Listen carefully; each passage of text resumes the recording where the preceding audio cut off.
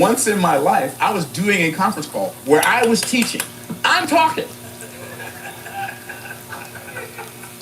I fell asleep while I was talking. I dreamed I was playing golf with my brother, and he hit a good shot. And I said, "Good shot, Dwayne." And then I woke up. He was laughing so hard. He told me the next day, he said, "Dude, you were talking. All of a sudden your speech got really, really slurred. And the next thing I know, you were gone. And then a few minutes of silence, you go, 'Good job, Dwayne.'" He said, "I was on the floor." And so sometimes you can be so exhausted, you can fall asleep right in the middle of doing something, right? And this dude fell asleep riding his bicycle. But that wasn't the shocking part. Here's the shocking part. He said, when I got close to the end, that's when I felt the strongest. He said, my last Ironman that I did it in the shortest time of all of them. We are so much more capable than we think we are.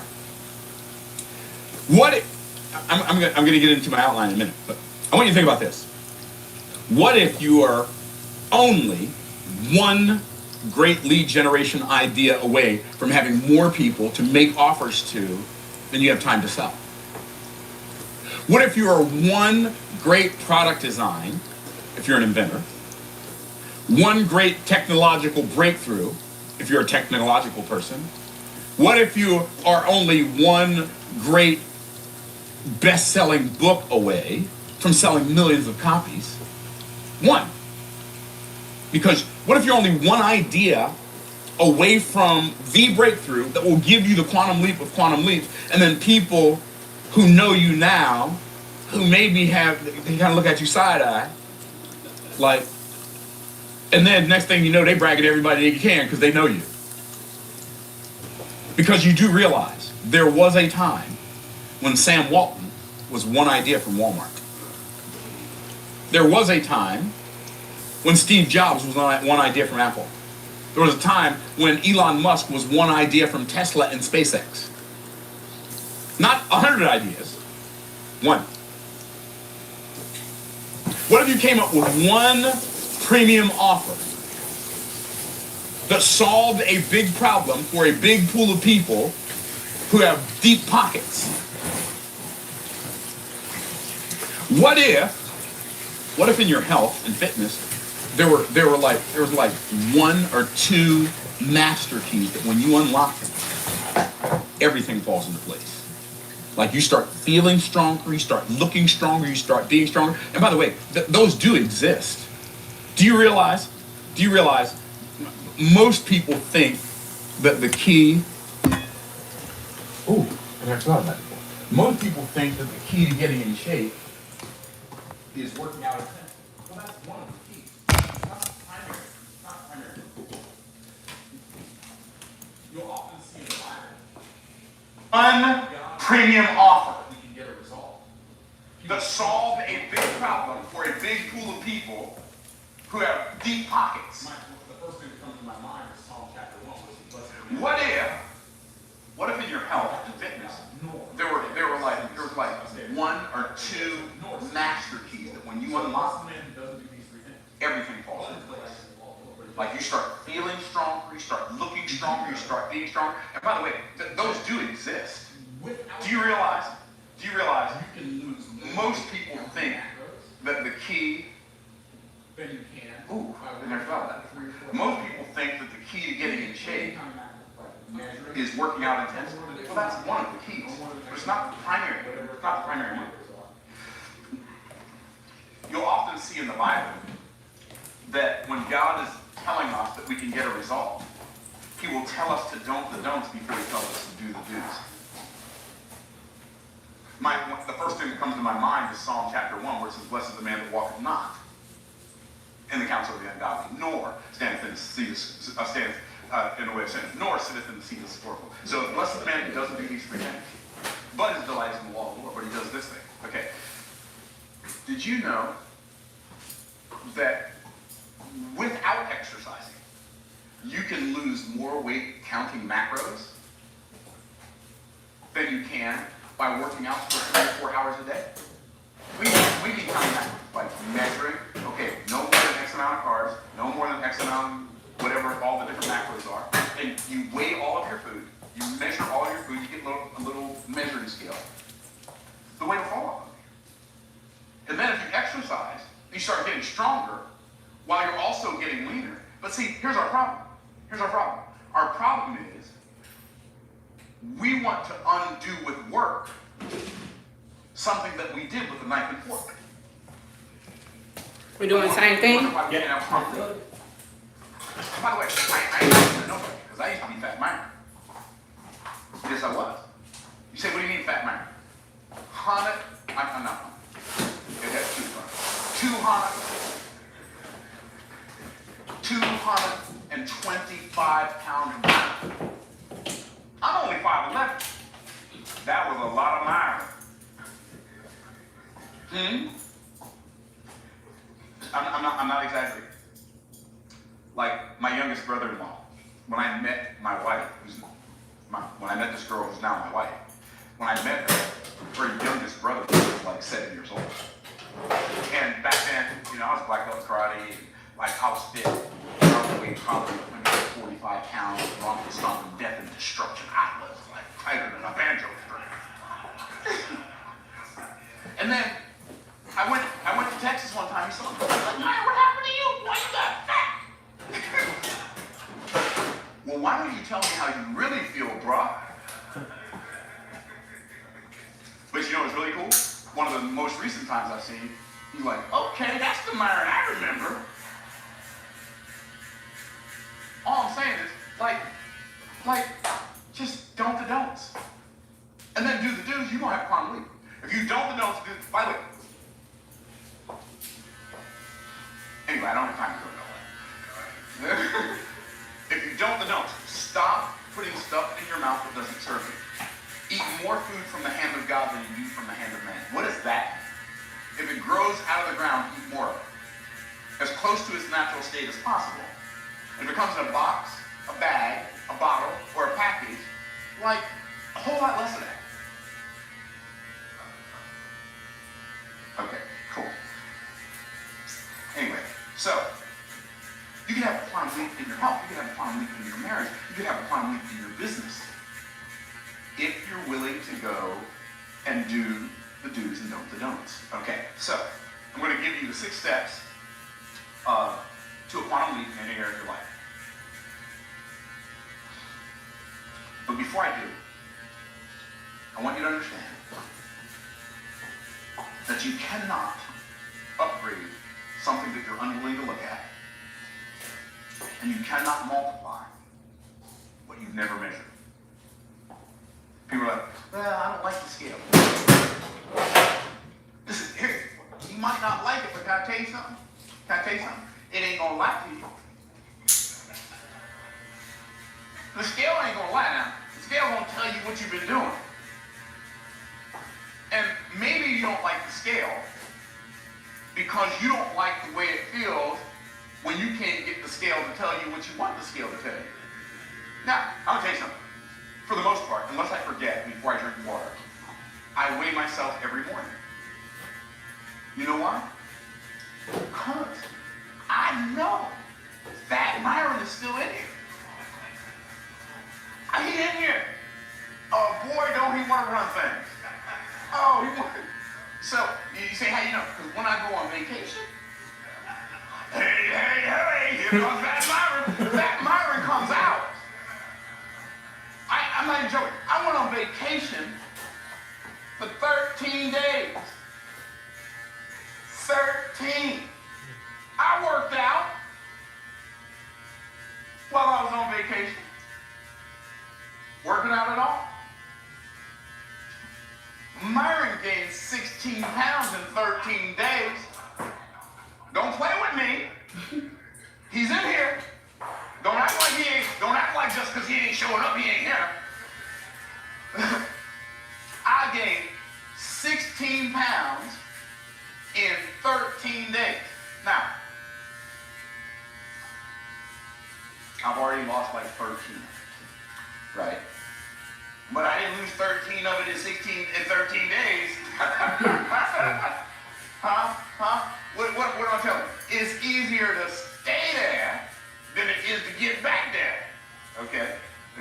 So you got to measure. So the first thing, if you want to quantify your life, you have to quantify. What does that mean? What does quantify mean? It means inspect and measure. Inspect and measure what? Any area of your life you desire to improve. Inspect it, and then measure. Because what gets measured gets married. What gets measured gets managed, and what gets ignored gets messy. That's exactly what happened. You know what I ignored? I ignored the don'ts when I was on vacation. See, when I'm at home, I don't eat 3 meals a day. When I'm at home, I don't eat 2 meals a day. When I'm at home, I don't eat dessert. You know what I do when I'm at home? I wake up drinking water. Sometimes I have a cup of coffee, like this morning I had a cup of coffee. My workout hit me in the head this morning. I was all wobbly. What's wrong with that? It is but the second hour of the day. And Brother Man hit it too hard this morning. Okay, but I was tired because I had company later than I usually do last night. So I got to bed late. I didn't get to sleep until about 10:30, 10:45, which is late for me because I get up at 5. And so, anyway, no excuses. But I was like a little light. So I had some coffee this morning. I don't have coffee every morning, but I did this morning. And so, what gets measured gets managed. What gets ignored gets messy. So here's what you have to do.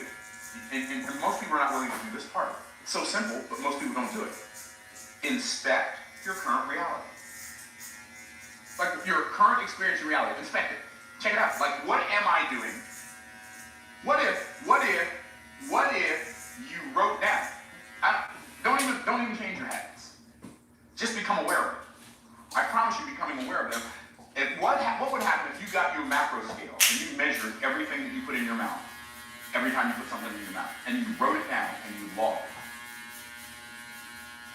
And you could see exactly how many calories you were taking. And then you use your Hume or your Fitbit or your Apple Watch or whatever technology you use to measure how many calories you burned that day. Here's what we discovered. If you burn off more calories than you take in, you're gonna lose weight. Because you're burning up the energy. You're burning up more energy than you're consuming. It's impossible not to. So for me, in full transparency, I found out the easiest way for me to do it. I used to measure macros. And it worked. It worked great. But nothing worked better than, for me, than intermittent fasting. Nothing worked better. Nothing works better than having a 4-hour eating window. Now, when I started, I didn't have a 4-hour eating window because that window was too little for this big old house. Okay, so when I started, I had an 8-hour eating window. And I did an 8-hour eating window until it became easy. I said, well, okay, now we can knock it down to 6. Okay, now I got a 6-hour eating window. So it was from like 11 o'clock to 5 o'clock, eat. And if I'm eating later that day, I'll just push it back till 1 o'clock to 7 o'clock, eat. Or 1 o'clock, whatever that is, 6 hours from that, eat, right? So 6 hours. And then 6 hours got easy, so I might as well do 4. So if I'm only eating, if I make the window in which I eat smaller than the window in which I don't, here's what I discovered. Now, you may not discover this, but I discovered it. You don't get hungry as often. I didn't realize that appetites are like people. Yeah. What do you mean appetites like people? The more you feed them, the hungrier they get. But guess what? Fasting also has an appetite. And so the less you eat, the less desire you have to eat. It's amazing. Okay, anyway, just thought I'd throw that out. But for the purpose of business, when clients pay me $375,000 for a VIP day in a year of coaching, first question I ask them, how many leads did you generate last month? Y'all want a surefire method for least $1 million a year? Okay, step one, generate 1,000 leads a month.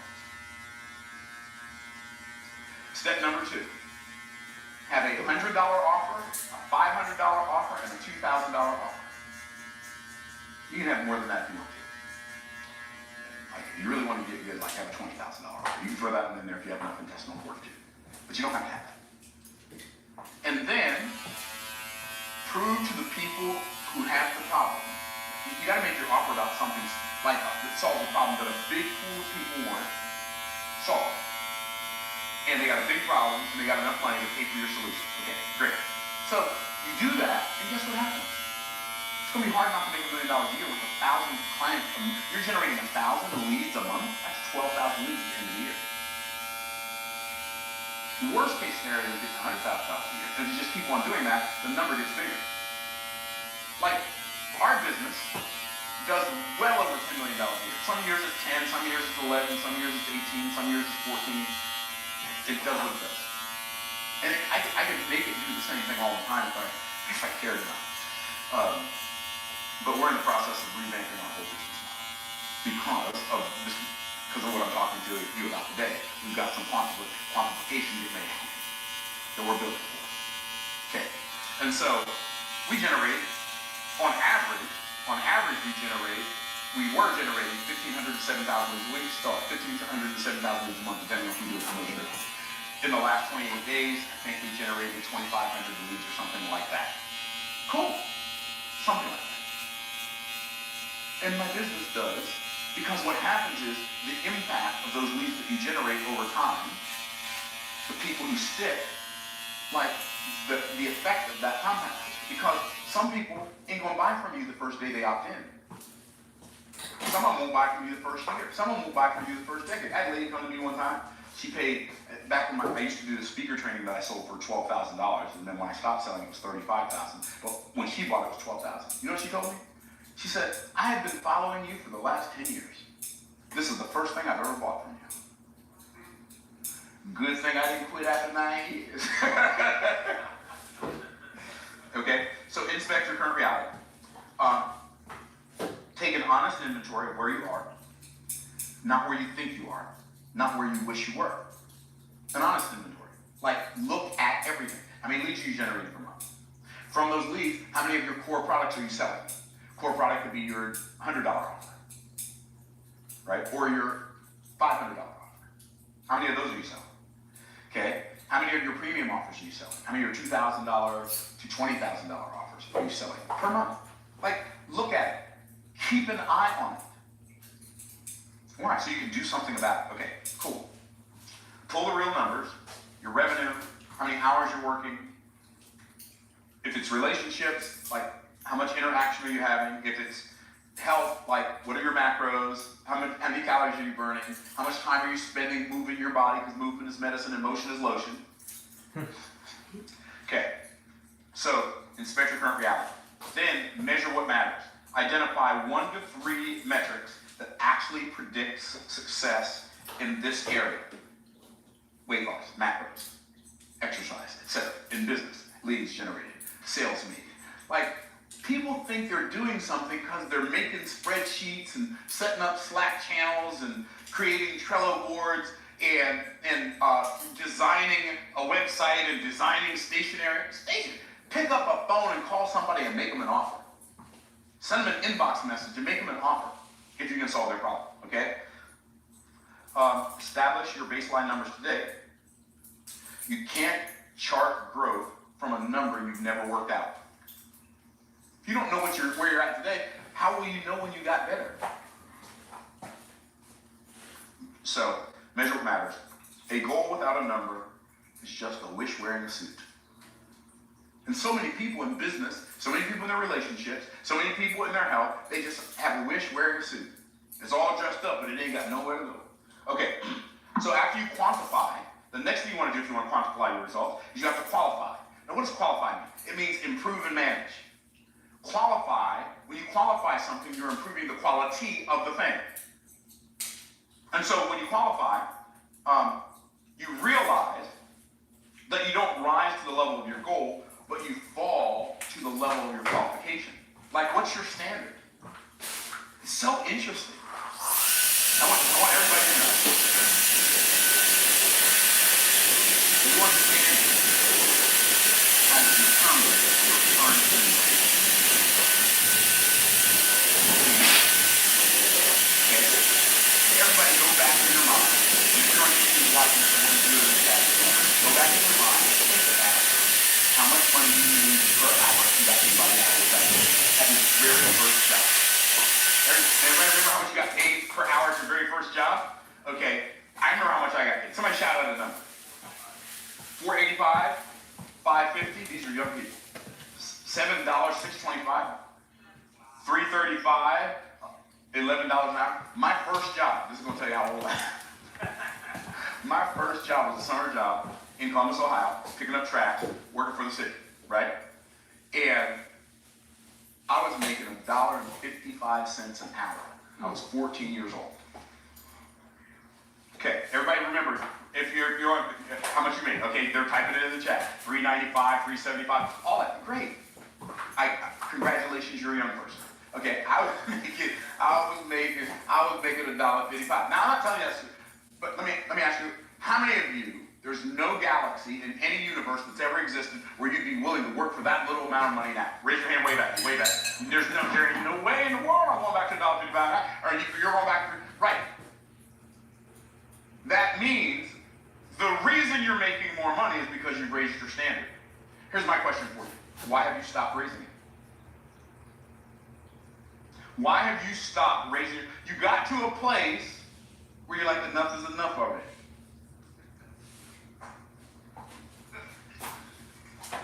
I've not stopped raising my standards. That's why my business is growing. That's why we got our $100 million plan for 2026 in place, even though we're only right now around $7 million. Might be 7 point something. But I'm okay with that. You know what? Because I got a plan. I got a quantification plan. I love that word. Quantify. Okay. So the first thing you got to do when you qualify, improve and manage, you have to improve your inputs. Once you figure out, okay, you got to improve the quality of your inputs. Why? Because inputs create outputs. And so many people attempt to change the results by attempting to change the output. You're working on the wrong end of the equation. You feel me? You have to learn how to work on the proper inputs. So, once you've measured it, ask yourself this question. What is the lowest energy input that I can put into this thing to create the highest quality output? So the lowest, and when I say the lowest energy, I should say the lowest effort. Because you have to be a source of high energy, but you, like, when I'm doing something that feels like it's hard to Let me show you that. and I'm doing something in a way that doesn't feel hard to me and it doesn't look like it's hard for me to them, it's because I've found some kind of leverage. What is leverage? Leverage is anything that I use where a minimal input creates a multiplied output. That's why Archimedes said, if you give me a lever long enough, I can move the world. See, most people don't have any leverage. You know why they don't have any leverage? Because they were programmed by the cultural hypnotic societal mechanism to believe that hard work is the path to success. And so they feel like they're doing the right thing by working harder at something that's not working instead of stopping long enough to find something that would work better. Okay, y'all track. And so, improve your inputs, and then manage systems, don't just manage movement. Figure out, like, what is a system that I can put in place where this output can be produced with way less from me. Like, entrepreneurs want to figure out how they can do more in their business. But real entrepreneurs, we attempt to figure out how to use the leverage of delegation and automation so we can do less in our business and still produce more.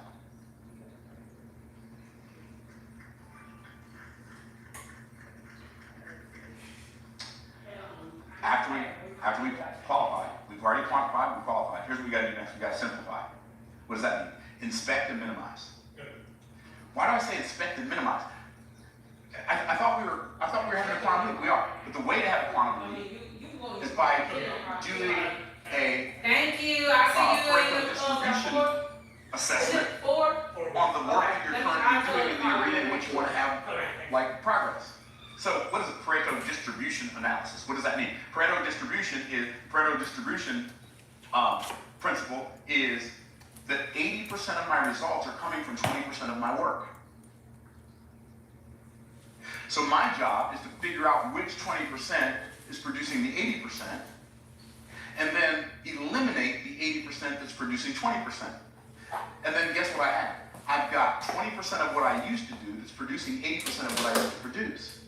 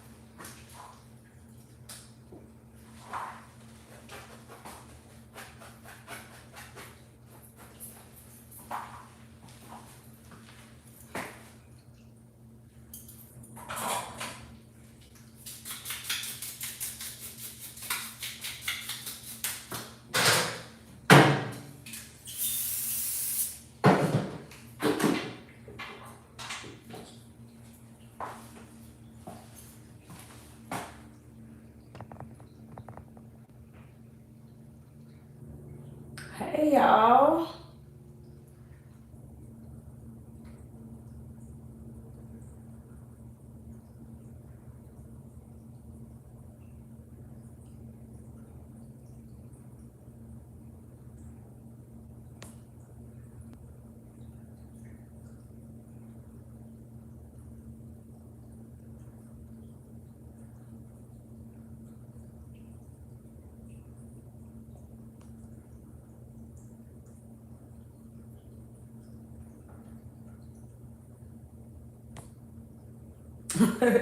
Y'all just be talking. Boy, you two be just talking. Y'all, here at the Barber Experience, we actually let our clients sit back, unwind, and relax. So we go in and renew their mind.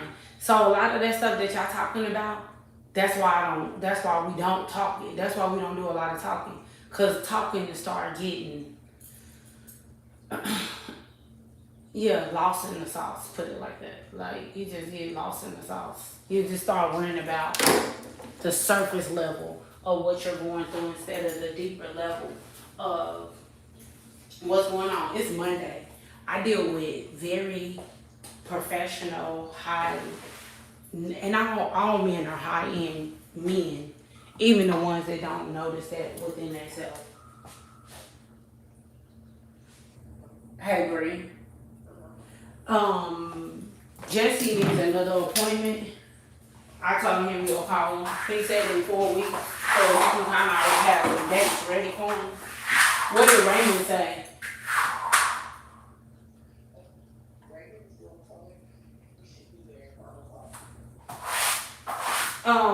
Did you call me and tell me or text me that? Well, let me call Dasani because I need somebody to go get some color. All right. Okay.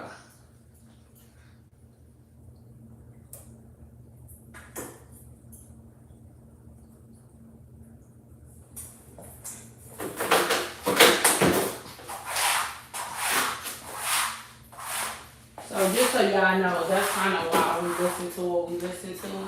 For the people that see it, like the ones that's, I love to focus on the positive comments.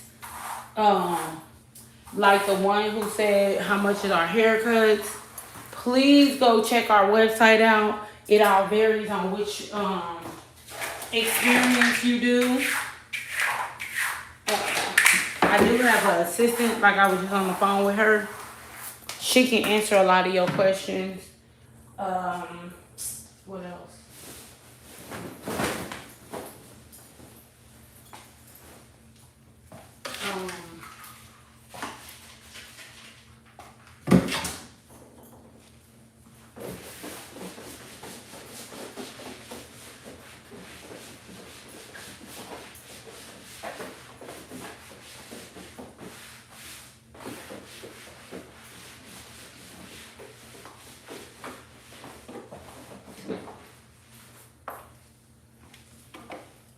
Um, Tyrone, the guy Tyrone that's been on there commenting, we love the Barber experience. We love you way more. Oh my God, thank you so much for your amazing comments, your amazing support. That's what the Barber experience is about. Y'all, I'm about to do a beard sculpture with the color. Y'all about to see him come again.